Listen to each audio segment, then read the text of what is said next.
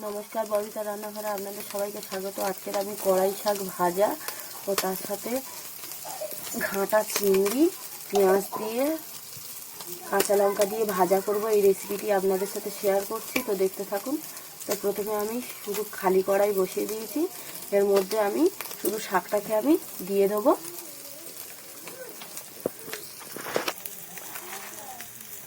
আগে শাকটাকে আমি সেদ্ধ করে নেব, পুরো শাকটাই দিয়ে দিচ্ছি।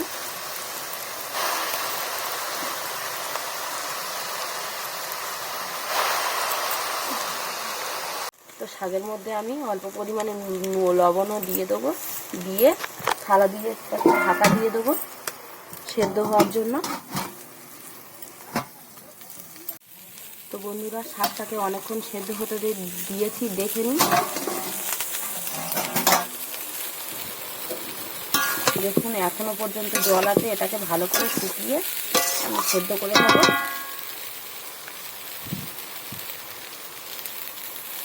তো বন্ধুরা, আমার শাক ভাজা হয়ে গেছে, শাক সেদ্ধ হয়ে গেছে।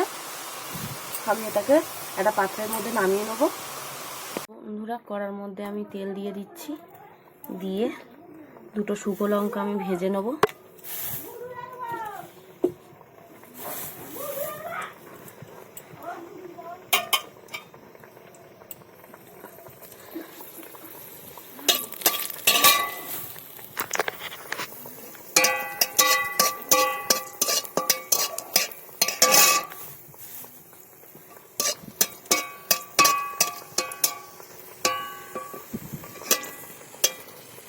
শুকনো লঙ্কা দুটো ভেজে নিয়েছি। অল্প পরিমাণে পেঁয়াজ দিয়ে দেবো।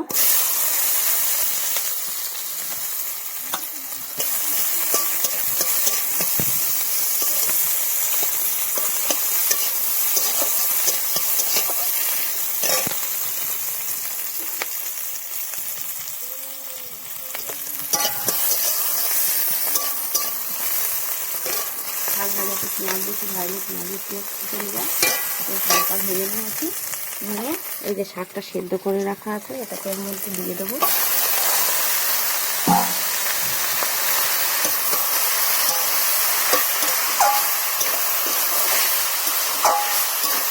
ভালো করে এটাকে আমি ভেজে নেব। লঙ্কাগুলো মুড়ে মুড়ে দিয়ে দেবো। মুড়ে মুড়ে দিয়ে দিচ্ছি।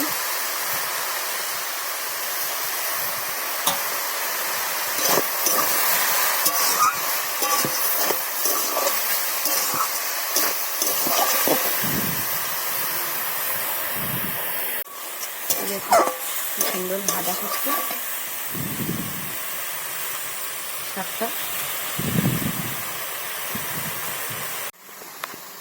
তো বন্ধুরা, কড়াই শাক আছে, টক টক লাগতে পারে, তাই একটু মিষ্টি দিয়ে দেবো। নুনটা কখন দিয়েছিলাম, তাই এখন আর দেবো না, সেদ্ধর সময় নুন দিয়েছিলাম।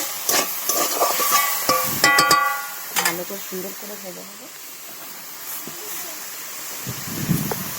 তো বন্ধুরা, শাকটাও ভাজা হয়ে এসছে, এর মধ্যে হালকা করে একটু সর্ষের তেল দিয়ে দেবো।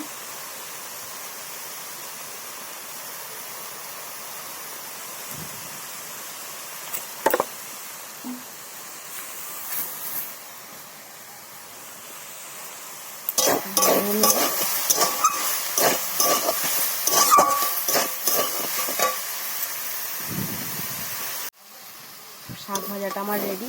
তো দেখুন, আমি এবারে এগুলো এটা নামিয়ে নিচ্ছি। তো এর সাথে আমি এই ছোট চিংড়িটা এক্ষুনি পেঁয়াজ দিয়ে লঙ্কা দিয়ে ভেজে নেবো, নিয়ে আসছি। তো নুন হলুদ চিংড়িটা ভাজার জন্য আমি নুন হলুদ লঙ্কা গুঁড়ো দিয়ে দিয়েছি। তো প্রথমে আমি কড়ার মধ্যে তেল দিয়ে দিয়েছি, তার উপরে আমি কুচনো পেঁয়াজ আর কাঁচা লঙ্কা দিয়ে দেবো।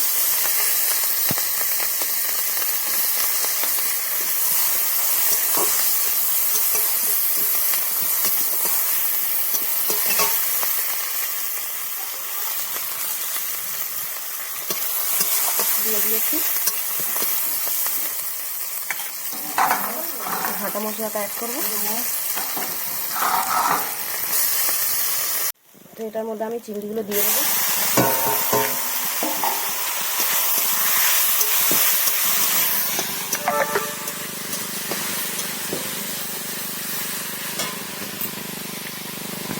হয়ে গেছে ভাজতে। তো বন্ধুরা আমার চিংড়ি ভাজা রেডি, পেঁয়াজ দিয়ে কাঁচা লঙ্কা দিয়ে এটাকে আমি এবার নামিয়ে নেবো।